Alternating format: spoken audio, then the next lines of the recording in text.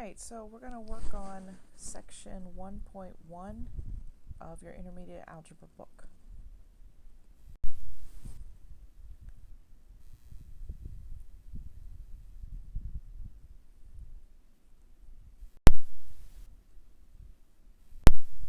Alright, if you're following along in intermediate algebra book by Magdala Emanuel, that's page number 13. We're going to talk about linear equations, relations, and functions. And just to start off with some examples of what a linear equation looks like, standard form would be ax plus by equals c, 2x plus 4y equals 10. Most linear equations have an x term,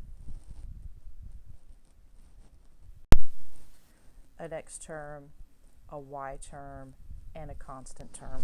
Although occasionally you will see a linear equation with only an x term or only a y term.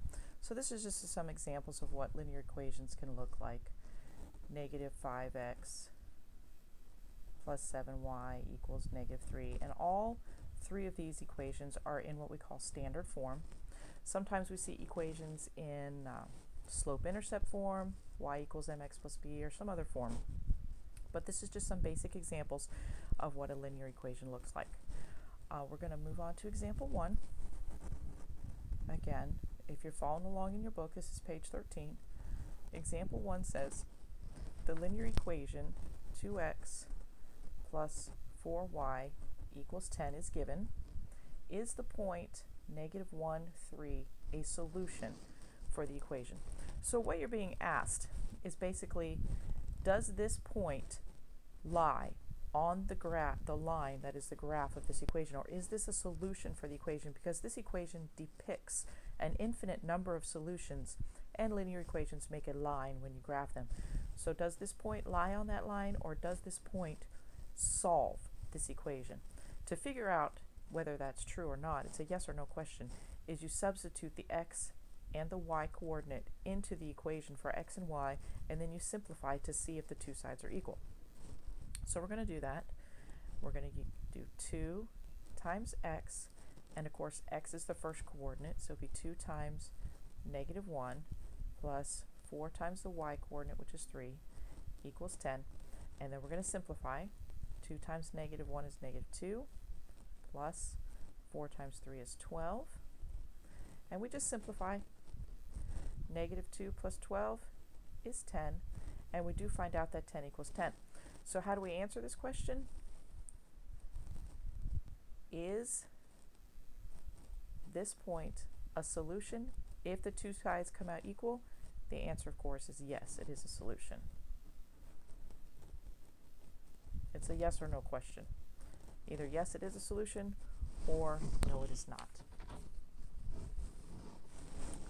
All right, example 2 is the same type of thing.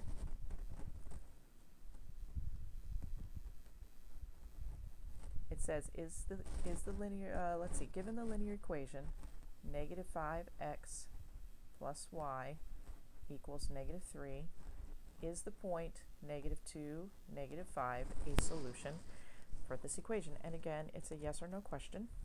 So we're going to substitute in x and y.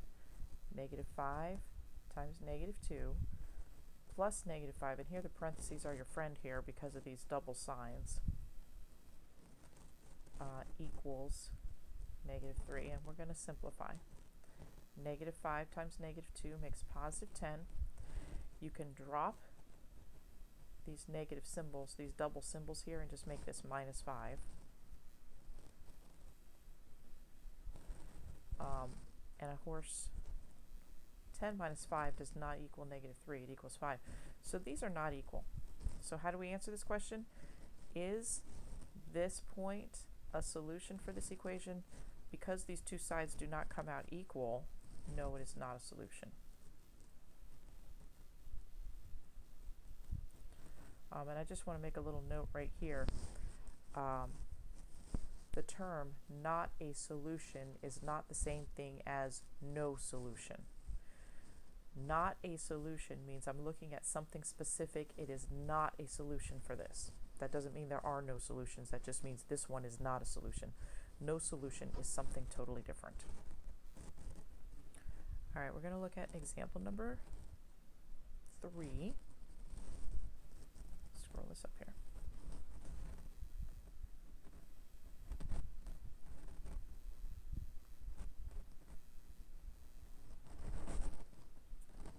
Example 3 says, graph the linear equation 3x plus 6y using the intercept, equals 12, I'm sorry, I left off that.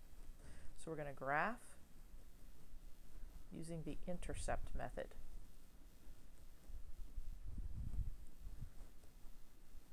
All right, so we're going to attempt to do this by drawing graphs. The intercepts of a linear equation are where the graph, where the line crosses the x and y axis. So to find where the graph crosses the x and y axis, we substitute zeros for x and y. So the y-intercept has a 0 for x.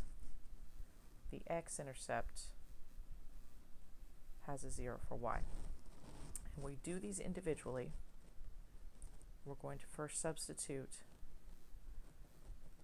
0 for the x value and then solve for y. So when x is 0, y will equal something else, and that will go there to make an ordered pair. Then we'll do it again. When y equals 0, x will be something else, and that will make an x coordinate. All right, so first we're going to try for the y-intercept. We're going to substitute 0 for x. So that will be 3 times 0 plus 6y equals 12. Well, this, of course, is 0. 3 times 0 is 0, so it doesn't have any value.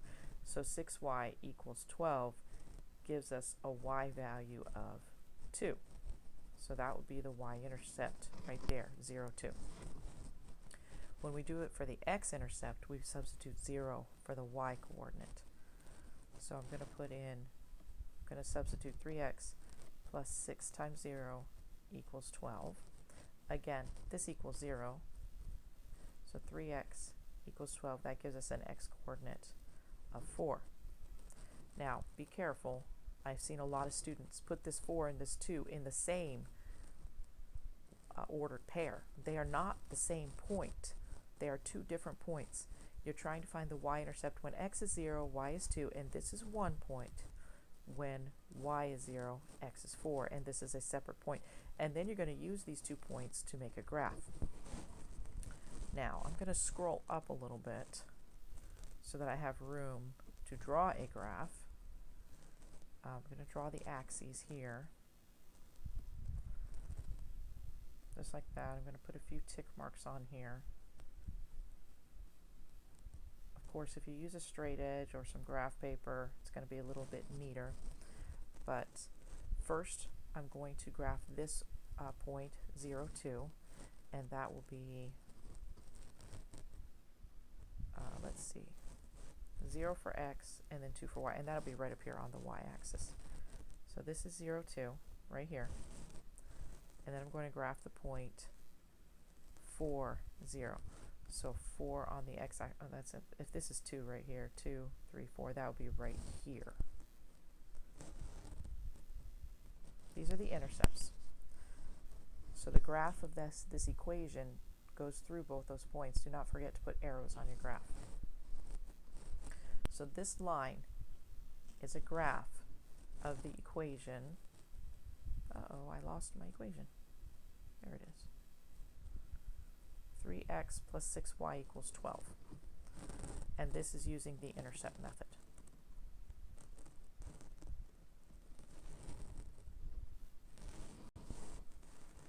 All right, we're going to move on to example 4.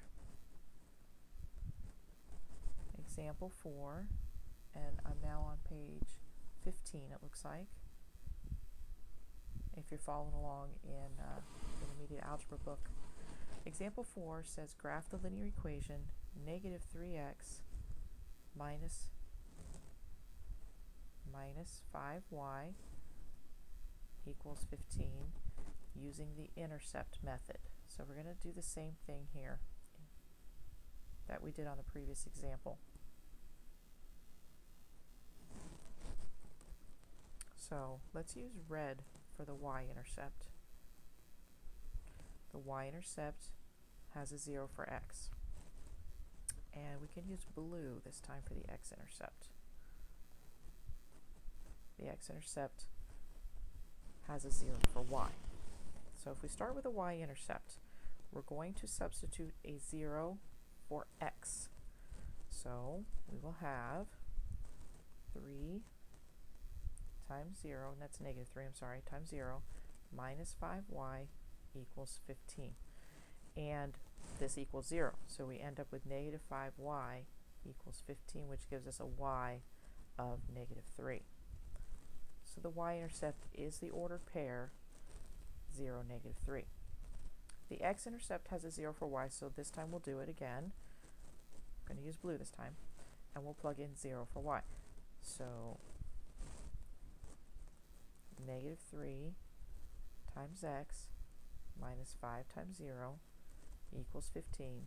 This 0 is gone, so negative 3x equals 15, which gives us an x of negative 5.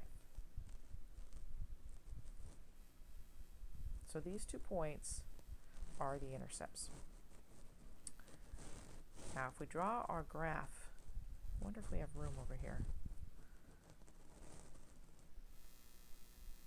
If I zoom it and scroll it.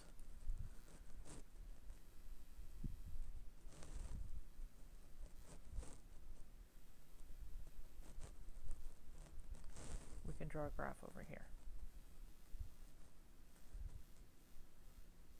Put some tick marks on our graph.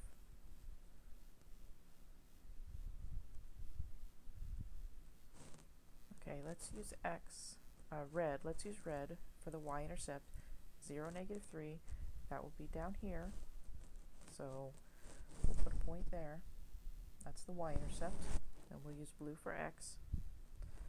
Negative 5, 10. Negative 5, 0. So that will be way back here. Negative 5, 0. Just like that. And then if we connect those dots, we have a graph, don't forget your arrows, of the point, of the equation negative 3x minus 5y equals 15. So that's a graph using the intercept method.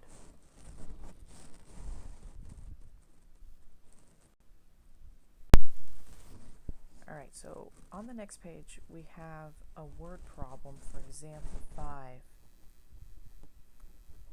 This is where it will be helpful to have your book in front of you because I'm not going to write the entire problem out here. I will read it though. Lori owes the business office $500.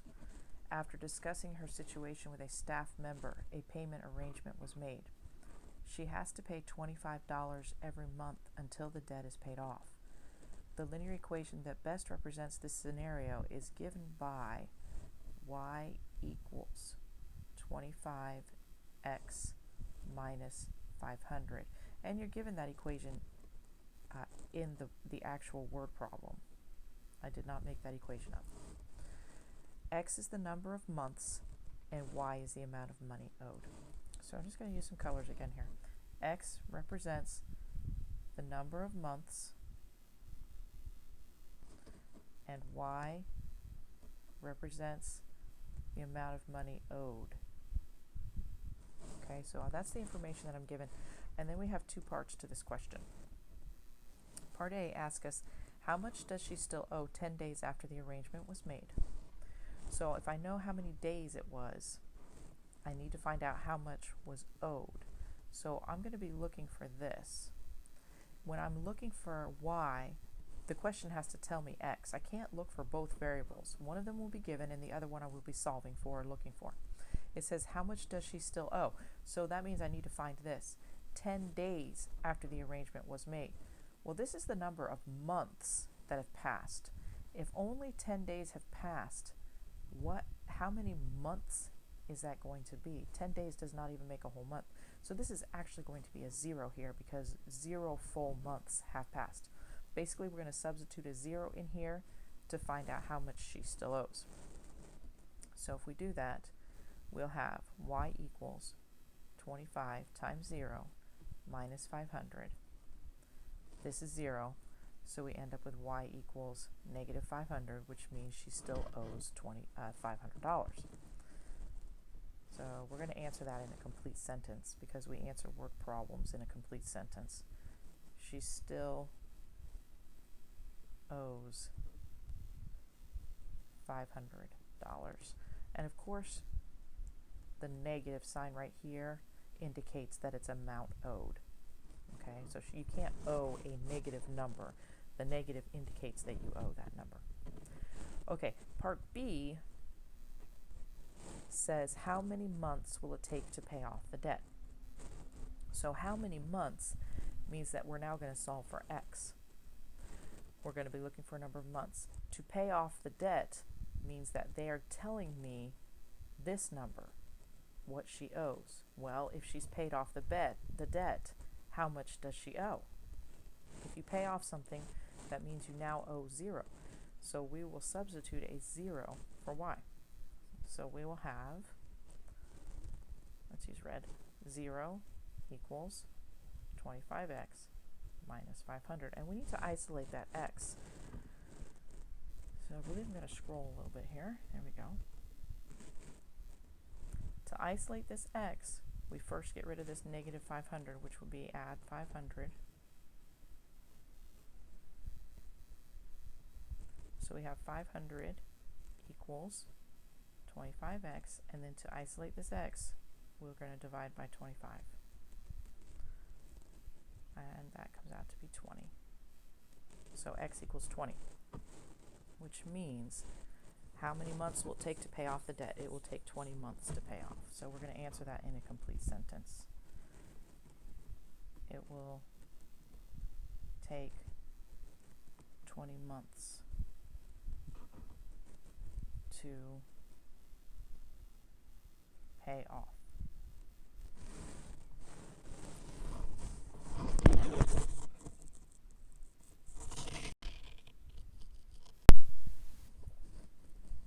All right, on page 17, we have some graphs of special cases. So we're going to look at example 6 here. The first equation is x equals 2. And you notice when we first started off talking, we talked about linear equations have both x and y terms. This is one of those special cases that has only an x term. When your equations have only an x term, we generally solve them so that x has a coefficient of 1 and it's equal to some constant. To draw this graph is very simple. Basically, that means that no matter what y is, x equals 2, and that always comes out to be a vertical line at the x coordinate of 2. All of these points on this line have an x coordinate of 2. The equation next to it says x equals negative 3. And again, when you have an equation that's just x equals some constant, it is just, the graph is just a vertical line at the x coordinate of negative 3 here. That means that this includes all points that have an x coordinate of negative 3. Example 6 is similar, just a little bit different. I'm sorry, example 7 asks you to graph equations that say something like y equals negative 2. These are similar, except now instead of being horizontal lines, instead of being vertical, they are now horizontal. So any equation that says y equals, that was bad, is a horizontal line at the y coordinate of negative 2. So x equals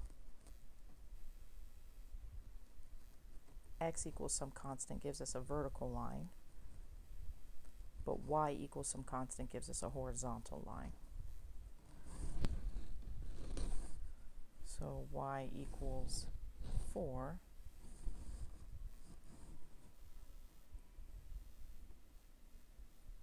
will be a horizontal line at the y coordinate of 4.